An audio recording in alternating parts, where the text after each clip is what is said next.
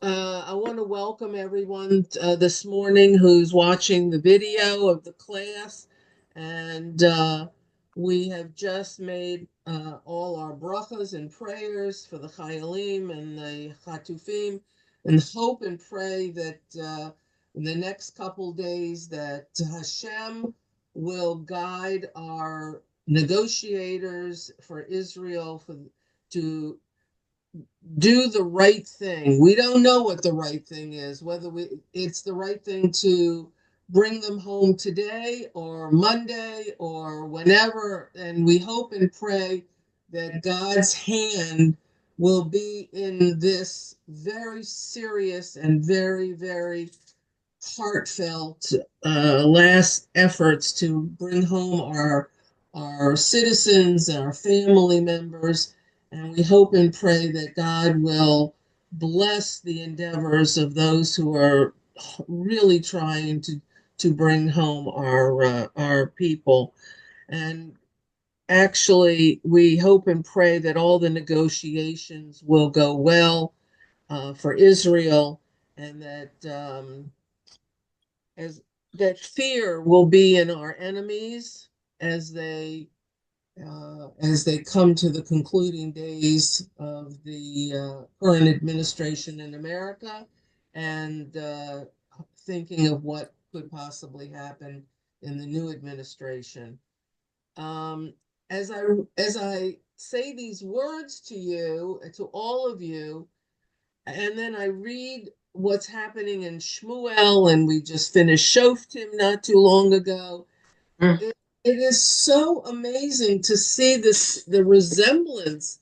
We say God's hand is in all of this, and the wars and the battles that we read about. And here we are experiencing wars and battles now in our lifetime, thousands of years later, that history will record, and people like us, 1,000 years will be reading about when our wars here. And I somehow can't help but feel that the repetition of history over and over and over again is a lesson that we need to understand and learn, but it doesn't seem like we do such a good job. I don't know, which saddens me tremendously. So, with our voices, our prayers, our hopes, and our love, may everything go well that's supposed to go the way it's God wants it to go, and may we soon be welcoming home all of our hostages. Okay, so let's get started. Where were we last time we met? It was, we were talking about a very delicate subject of swellings, or as the Torah calls them, hemorrhoids, that were a plague that were given to the Plishtim, the Philistines.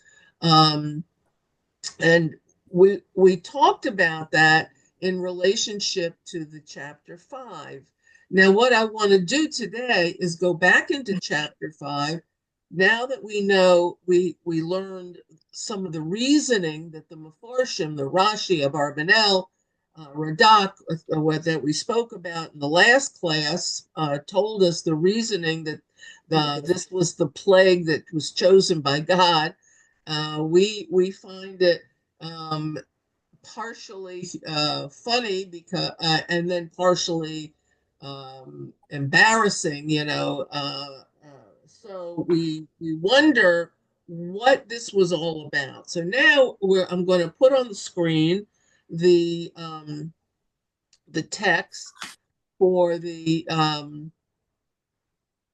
to read. So we're going to learn we're going to learn about what it what the what God had in mind throughout all of this. So, um, as you can see, I'm in a different location in my house, hoping that um, the sound will be better. So I'm counting on all of you to tell me if the sound is okay. And we're Good. going to, so far, so good. You can hear Chewy in the background. Um, okay.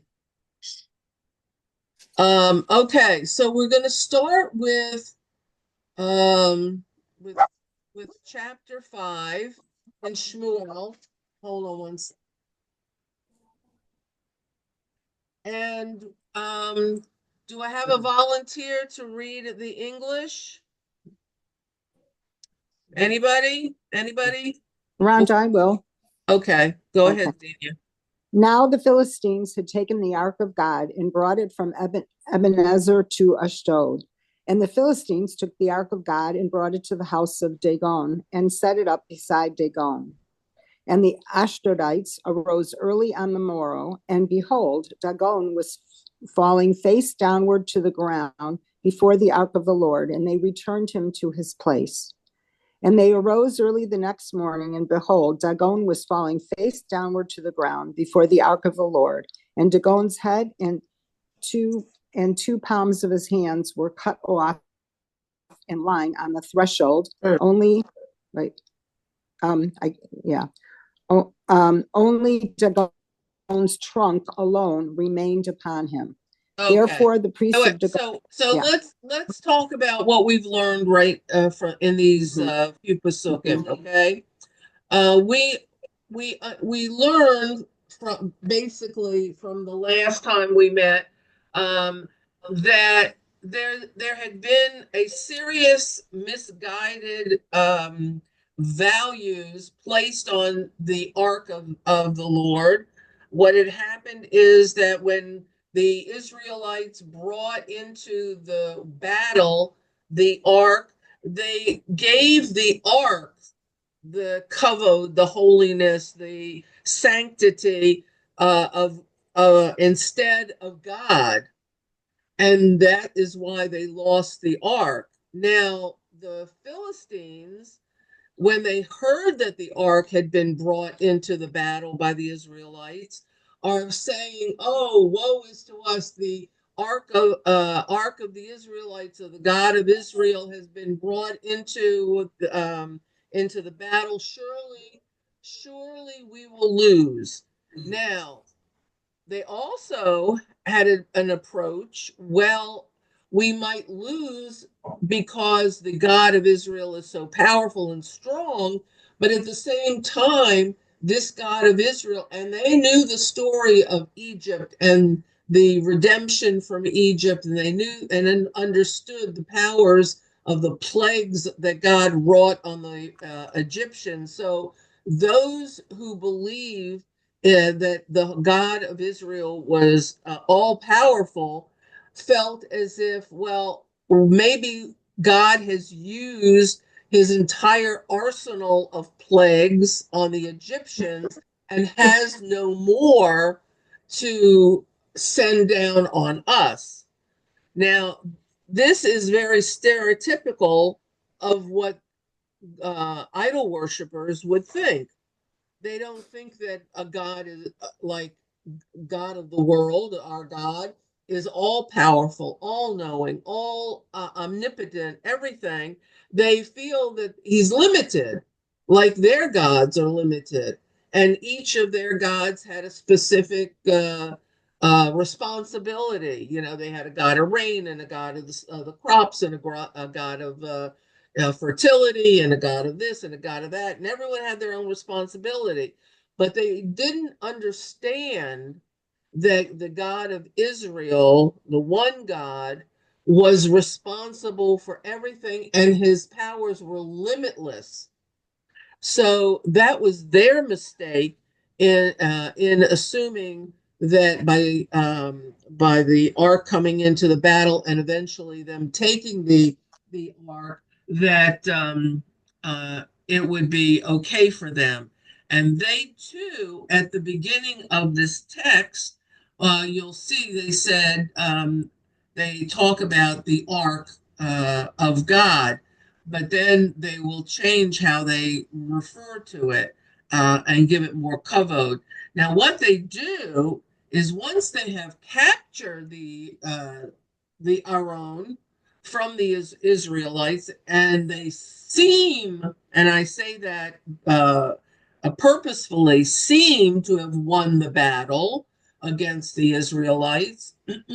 They take the Aron, the Ark of God, and they place it in front of the ark of I'm sorry, they place it in front of their god, their chief god, Dagon. And this Dagon, had a large temple built for him, where the Philistines could worship. And they brought the ark and placed it at his feet in the temple of Dagon. Now, the first night, after the ark is brought to them in Ashdod, um, they come back in the morning, and this god, who must have been standing upright, had fallen face down and was no longer standing erect. And it's interesting because the Meforshim say that God is going to show his might in two ways. The first way is that he's going to show that their God, the Philistine God, is incapable and unable to do anything about that. He's a false god. He's an idol, and that he's incapable of doing anything before the Lord our God. And so, first, the Dagon falls face down, almost as if bowing to the Aron of our God, of God of the world. The second time that the second night, so they put him back up, they stand him back up in his temple. And what happens is the next night they go back, after the next night they go back in, and now they find not only has the uh, idol, the god Dagon, fallen on his face, but his head is severed from the body, of the idol, and the two hands are cut in half and have been severed from the idol as well. This is a much more um, uh, strong attempt to show that the hands of their God were incapable of even protecting the God himself from being in front of the God of Israel. So this gave the Philistines a pause to think, well, okay, well, maybe it's an accident, maybe it doesn't have any real significance or any meaning.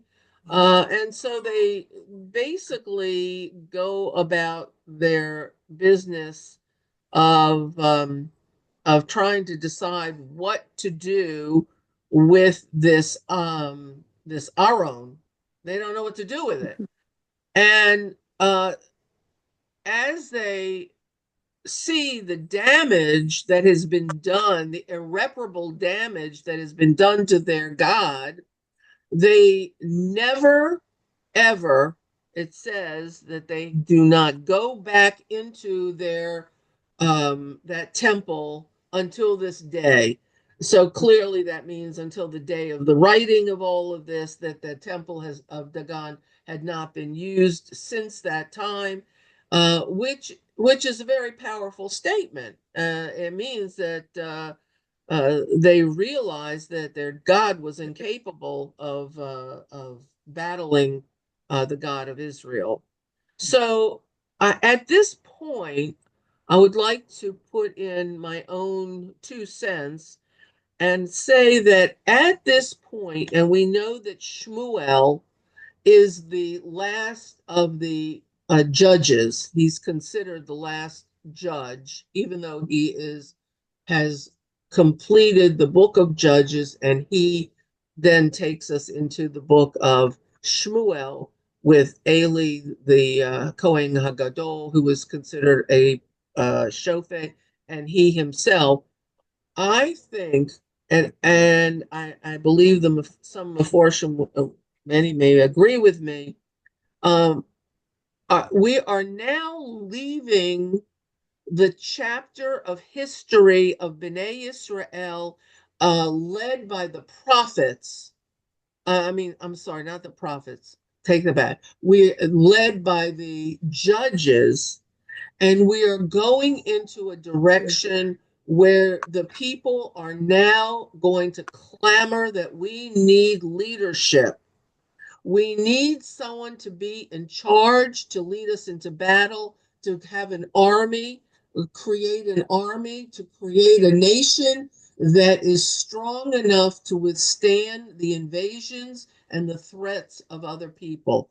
And not only do I believe that we're going in a new direction that was not experienced in Shoftim, but I believe we're going to be welcoming God in our midst, unlike the book of Shoftim that had, as we know, ups and downs of religious observance and belief Right. in God, up and down, up and down. The judge came, we believed in God because we won. The judge leaves, and the people go back to idolatry and outrageous behavior. So we are going to leave that up and down, that kind of waxing and waning of the power of the people and the belief in God. And it looks like we're going into a direction where God hasn't is re-entering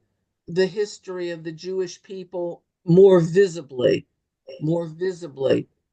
So, having said that, now we can appreciate how God is approaching punishing the Philistines. So first he attacks their big God, the main God, okay, the chief God. And now the temple is closed and Dagon is worthless, basically.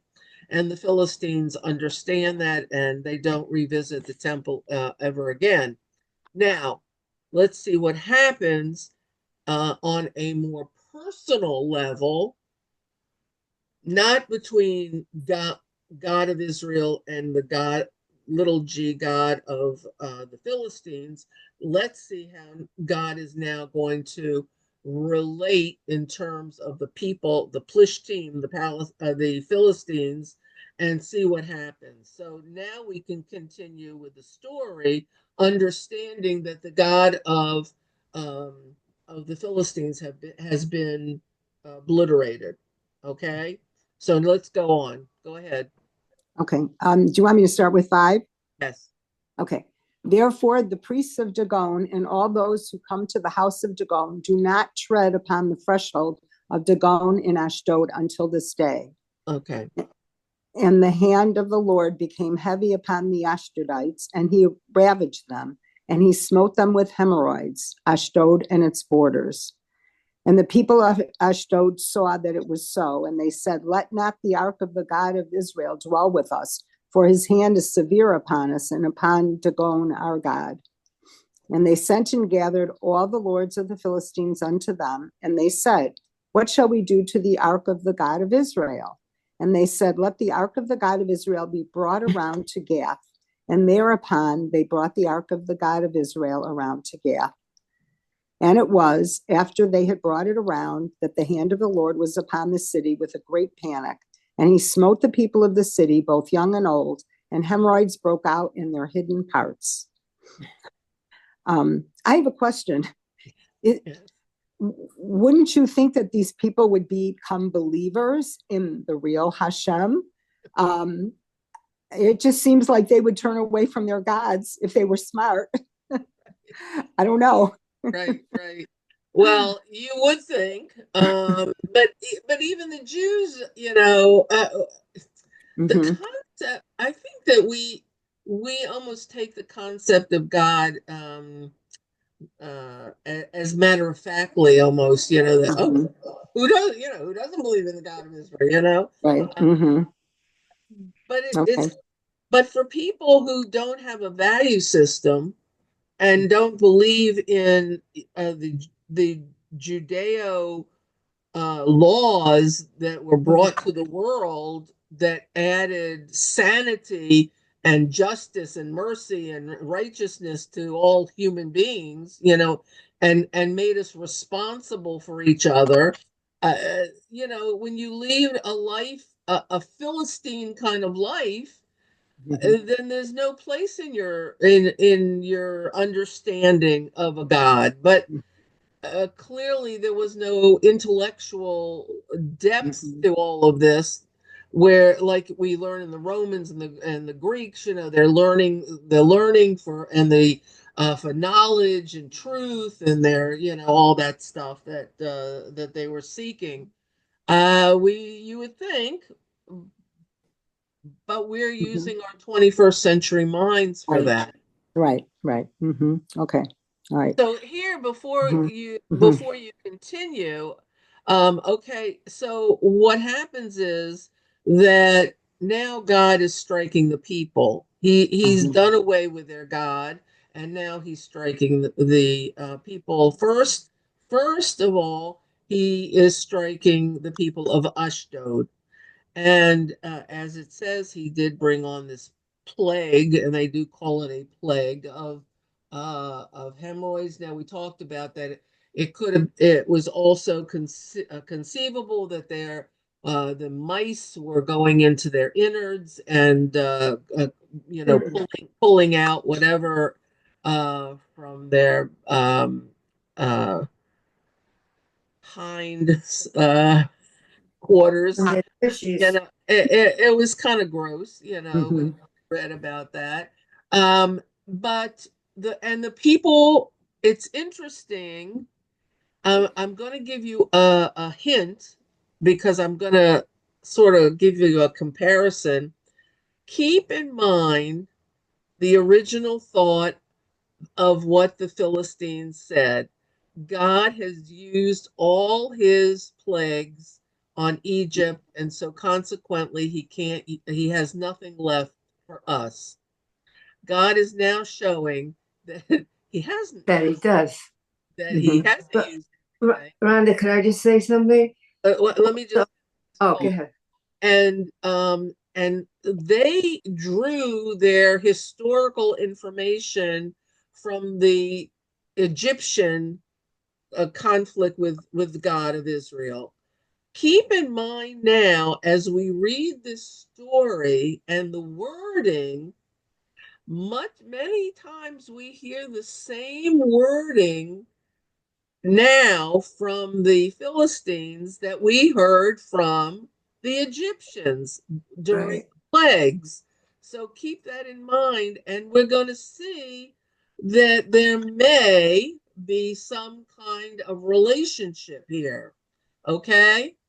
Um, okay, go ahead, Linda. I just looking at it, the plagues from Egypt were all in the environment. They weren't on the. Mhm. They weren't touching the people No, that's in not true. Oh, the Boils, boils. boils, Boils. the boils, right? So, Keenan, the and this time it was something very physical on each person. It wasn't just the environment. well, even in Egypt, that wasn't just the environment. The Uh, boils, right? Boils. and Kenim, the lice on people's bodies. I forgot about that. Yeah. Yeah, yeah. Okay. So, yeah, the it in there. Yeah. If you really examine the plagues, you'll see how it struck every category of life on Earth, every part of life. Okay, so now we see that the Ashdodim, the people of Ashdod, say enough. They call the mayor, and they say to the mayor, look, you want to have the spoils of war from the Israelites. on display. Take it somewhere else. We're not interested. We're suffering. And what does it say? The people of Ashdod cried out.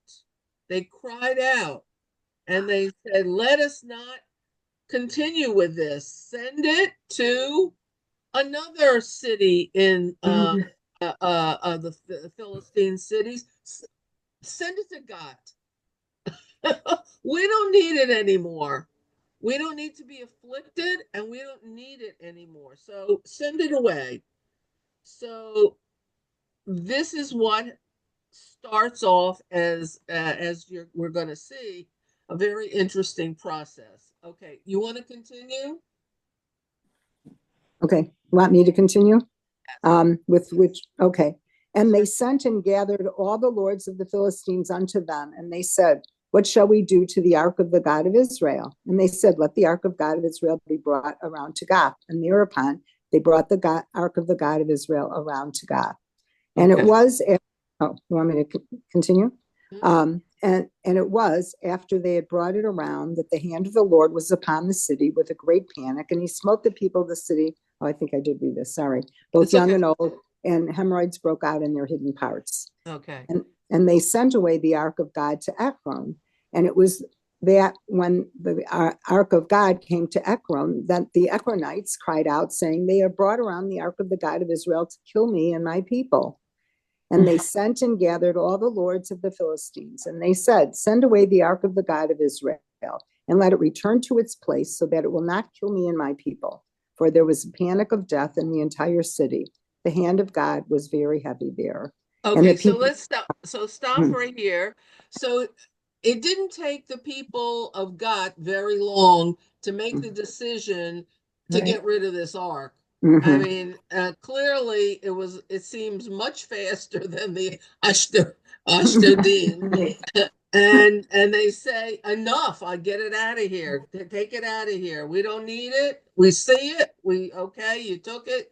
Gesundheit, get rid of it, it's brought down a terrible plague on us, and we don't need this. And so the interesting thing is that each time that the ark of God is sent to the next city, the plague gets worse. Right. And it's more intense. So it didn't take people of God long to say, get it out of here. Now it goes to Ekron. And so let me just show you. I'll show you in a minute. I wanted to show you the map of how this ark has traveled. And now the people of Ekron are being smitten with the plague as well. And it seems as if the head of the Lord of Ekron comes out and speaks for the people, because if you notice when as you read it, the person says me in terms of the problem. You want to read that and and then again. Yeah. And they sent away the ark of God to Ekron, and it was that when the ark of God came to Ekron, the Ekronites cried out, saying, they have brought around the ark of the God of Israel to kill me and my people. Right. So the mayor sort of comes out, the Lord of Ekron comes out, and he says, we heard about what went on in Gath. We heard what went on in Ashdod. Don't send that thing to us. So no. And he says it's going to kill me and my people. And he wants nothing to do with it. So now let's see. Now go ahead and read 11 and 12. Okay. And they sent and gathered all the lords of the Philistines, and they said, send away the ark of the God of Israel, and let it return to its place, so that it will not kill me and my people. For there was a panic of death in the entire city. The hand of God was very heavy there. So it had gotten worse. It had gotten so bad that, now they're talking about death. killing and death. So we've gone through, several stages of this quote unquote plague or okay, go ahead. And the people who did not die were smitten with hemorrhoids, and the city ascended to heaven. So Okay. I have a Yeah. question. Okay. When the ark left these other places, Ashdod and Ekron, when the ark was sent away, did their destruction stop? Or did they see the symptoms go away or not? Do we know anything about what No, happened afterwards? It just continued we don't once know. it was there. We don't. I Yeah. don't know. There doesn't seem to be any Mm-hmm. information. Okay. Doesn't say Yeah. anything about that. Okay, so I want to show you. Let's see if this is it. Okay, so I'm going to show you um, this.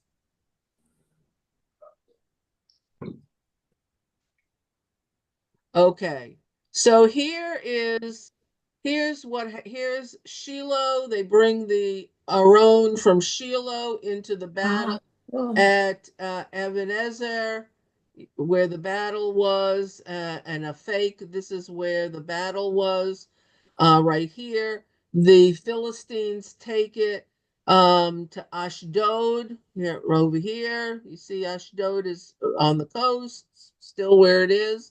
Okay, and the Ashdodim, what do? They send it to God. Okay, they send it down to God. Here, let's see. And the people from God get it. It's so awful. They immediately say, send it away to Ekron because these were part of. See these cities. These were all parts. 5 cities of the Philistines. And so they send it from Ekron, and now they don't know what the hell to do with it. They don't know what to do with this thing. So they're perplexed and they call a council meeting. All right. So, oh, wait,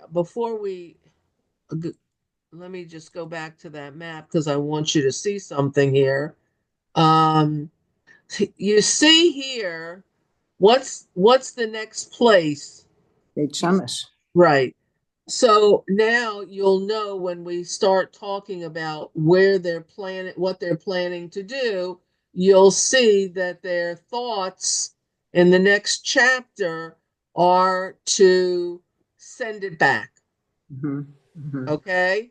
And it's going to be very, very interesting what they're going to make a decision to do here. Okay. Now, we know because of previously studying the text that eventually it does go to Beit Shemesh. It sits there for a long time.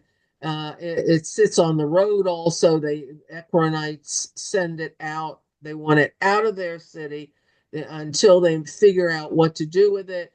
And then it goes into Kiryat Yarim. And then David Hamelech, when he control of Jerusalem and becomes king, remember he goes to get it. Right. And there's a lot of lots of stories about why he goes to get it, why he wants the Beit Hamikdash, why he feels that it's important to bring it back to Jerusalem and certainly not to Shiloh, because Shiloh is destroyed. It's no longer the religious capital of Bnei Israel. It has been shifted to a place that may sound familiar to you, Nov, N-O-V, Nov. And that's where the religious capital is for the time being, where the priests are, the Kohanim are. Um, and we're going to learn about that. We did learn many years ago about Nov. And when we hear about what happens with David Hamelech, you'll possibly, it'll sound familiar to you. So, but let's talk about for a moment some of the things that happened that that sound very familiar to us from from the uh, from the text of the Egyptians and Bnei Israel in Egypt. Uh, First of all, we learn that Paro's heart was hardened when Moshe comes to tell him that there's, let my people go or else. And Paro says, he, like the god of Dagon, feels that there's no need to. He recognizes God of Bnei Israel, but he feels that he is certainly going to be more powerful. And what does he do? But he asks his magicians to help him out with once the plagues, to the plagues, and he says, "Oh, see, my magicians can do the same thing that the magicians of the of God can do." But soon he finds out that that's not true. The same thing happens as we go into the next chapter of Shmuel, that the people of the Philistines call their diviners and their magicians to come and help decide what to do with this Aaron. So, and then of course we see once the plagues start hitting the um, things, you know, start to be destroyed in Egypt, and their confidence of Paro is diminished.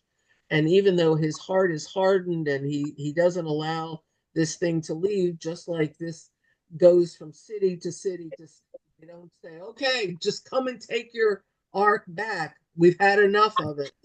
You can you want to consider being the winner of the war, because this is how God says, you didn't win the war, you Philistines. You think you killed people to win the war, but you didn't win with your God. And so consequently, God is saying, and now I prevail over you alone, without the people, without anyone being with me, and you can't handle this. You can't stand it, and you're crying out for help. So it's very interesting of what's happened. Now, we're going to go back to the next chapter, and we're going to see what happens with the people of Israel in chapter 6. So I'm going to try and do this. Okay. Let's see, what time is it? So, almost 22. You have 20 minutes. Okay. So let's now go here, and we have chapter 6 that we're going to read in Shmuel.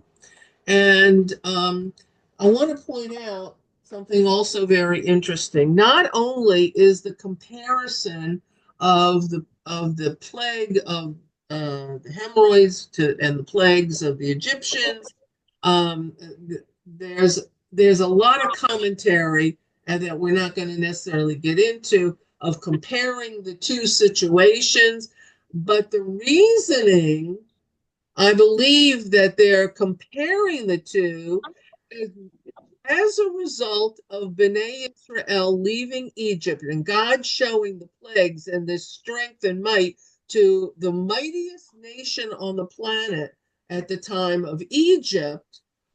We are now re-experiencing that again, because many times Shmuel is considered the then modern day Moshe Rabbeinu. Hmm. And oftentimes he's compared to Moshe with his insights and his leadership abilities and his capabilities of having a relationship with God and bringing the people closer to Hashem. So he is now in charge, and a new era has come about with the Philistines as the big enemy and the hemorrhoids as the new plague. So much so that they can't, the Philistines, this new huge enemy that we're going to see repeatedly over and over and over again, who constantly are a thorn in our side during the history of Bnei Israel. This nation is going to be afflicted time and time again, and they don't learn their lesson. So we're going to see, if you want, history repeating itself, different characters, different circumstances, but with a very similar thread and a very similar theme. So keep that in mind as we go into more depth into Shmuel. Okay? So, Azenia, you were doing great. Unless there's someone else who would like to read. Yeah. Someone else? No? Okay. I'll do it. Someone else. Okay. So let's read a few of the sentence of the Pesukim, and then let's talk about it. Go ahead. And the ark of the Lord was in the field of the Philistines 7 months. And the Philistines called the priests of the diviners, saying, what shall we do to the ark of the Lord? Let us know in what manner we shall send it to its place. And they said, if you send the ark of the God of Israel, do not send it away empty, but you shall send back with it a guilt offering. Then you will be cured, and it will be known to you why his hand would not turn away from you. Okay. So let's talk about it. So why did the Philistines keep it for 7 months? That was a long time. It was. Well, relatively speaking, it went to 3 different cities over that period of time. The 3 Philistine cities. Right. Yeah, that's probably what it is. Okay. And now the lords of the Philistines, the heads of the mayors, the governors, whatever you want to call these leaders of the people, and the diviners, they call in their magicians, and soothsayers, and they say, okay, the ark of the Lord has to go, and we need to send it back. And the people say, what do they say? You can't send it back empty-handed. Someone brings you a cake on a plate, you send it back with cookies or something to say thank you. You can't send it back empty. We have to acknowledge that we want to get rid of this. We were wrong, you were right. And we want nothing to do with this now. So you take the ark of the Lord, of your God, and you keep it. Okay? So they're trying to make a decision. What exactly are we supposed to do? And what are we supposed to send back? You send a bouquet of flowers to say thank you, thank you. You want to send cookies? Whatever you want to do, we have to make a decision. So you're going to love this.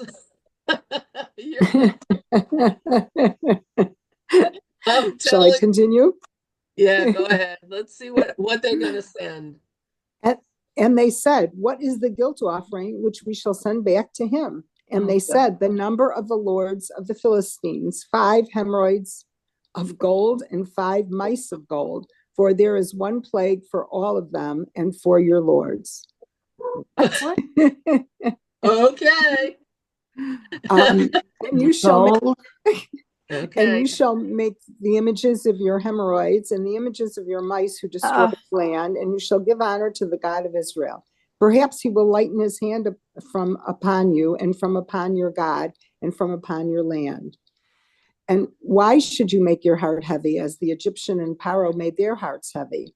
Will it okay. not? Oh, should I? Go ahead. Oh, and he will. Oh, sorry. Will it not be just as he mocked them and they sent them away and they departed?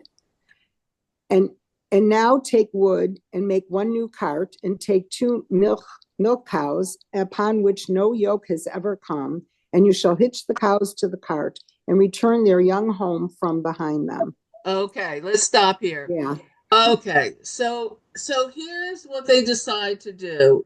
They're going to make images of gold of hemorrhoids, and also they're going to send 5 golden hemorrhoids and a partridge in a pear tree. Gosh, so weird. You know, and then we're going to send 5 golden mice. So this ties into the fact that there was something going on with the mice, and their innards, etc. And all of this awful stuff that was really a terrible, terrible plague. And so these 5 pieces of hemorrhoids and 5 pieces of and 5 mice are going to be sent in gold, the most precious metals they could send at the time. So they clearly are reverential in their generosity of metal is going to be sent back to the people of Israel. They're going to send only the 5 of metals, and they're going to send this as a guilt offering. I'm sorry, we don't want anymore. And what is it that they're actually saying? If we continue along the thread that this is parallel or reminiscent of Egypt, 5 hemorrhoids, 5 mice equal how 10 many? plagues. 10 plagues. One item for each, similar for the 10 plagues, saying, okay, we get it, we don't want it. Here's our gift and our guilt offering to you. And now we're going to establish the fact that we are calling a truce here in the hopes that this will erase the plague and absolve us from the terrible thing that has befallen all of us. So we see a very interesting conclusion. And while the people of Israel were let go by Paro, the Aron HaKodesh of the Lord of God, our God, was let go and sent back home as a result of the plague. So we can see a very interesting parallel story that I think makes a lot of sense as we learn this story. Hopefully, it gives us what to remember. If we remember, Shmuel leads the people of Israel. This is the new Moshe and Egypt story. So now, as in Pasuk 6, they say, well, how are we going to execute this? And what are we going to do to basically ask God for forgiveness, to restore us to our previous physical health? I think we're going to stop here because I don't want to go into a lot of other details, but I think that this is a good place to stop. It's like a conclusion of Egypt, a conclusion of Philistine, with the 2 parallel stories. And certainly a very, very interesting way of looking at this story. So, any comments? Any anything? No, Rhonda, I remember we went to Shiloh. It's been quite a while, maybe 6, 7 years ago. And I don't remember hearing this story there at all about anything that happened. Did anybody else who went there, hear of something there? I mean, about this whole thing with the hemorrhoids and mice. No, we it didn't had hear it. nothing to do with Shiloh. It was just after. It was when they brought the Aron from Shiloh to Ebenezer and Aphek during that battle. So it was taken, and that's when Shiloh has a Has already downfall been destroyed. and Yeah. is destroyed during the war. So Hmm. it really has nothing to do with it. Okay, thanks. Any other comments or any thoughts? I don't think. Nope. Okay. Let me. Yes, I have. Yeah. Yeah, So, I have a thought. I look at the numbers of the people who were killed during these wars and compare it with the 800 odd and the devastation we feel about those hundreds now. What must they have felt with all the thousands that were killed? you A lot worse. you wonder really how they felt about it, because only a few maybe a generation prior to that, if you remember the last story in Shoftim, where the Pelegesh Hagivai, the concubine of Giva, remember the tribe of Benjamin killed this concubine, and then they go to war over all the husband chops her up and sends the pieces all over the country and says, "Oh, this is what can happen among the brethren of Israel." And then they all go to war against the tribe of Benjamin, and they kill almost the entire tribe of Benjamin. And this is Jews against Jews. Wow. I mean, so the devastation, the war mentality is so different than we can possibly imagine. And that was only one story in Shoftim about killing Jews, killing each other. The battles, the 12 different wars from each of the Shoftim, the judges it was mind-boggling how many people. If I always say, if those people, those Jews were never killed, can you imagine what the Jewish population would be time and time again if we were not the brunt of terrible tragedy and war and extermination? Can you imagine what our numbers would be? So, yeah, it's terrible, Carol. It really is. So, any other questions? Any comments? Okay. So Now, before you go, I just want to say how much I enjoyed that Hadassah meal that you made it in your kitchen with your hands. It was so wonderful, and it was I so didn't great to do be it together. alone. I had help. Rita was there, and Leslie Fagan was there, and Donna Weiss was there, and Eileen Goldstein. We all had our hand into literally into the pie. Well, it was absolutely wonderful. lovely. So, Very, very wonderful. Yeah. oh, good, good, good. Well, we certainly hope that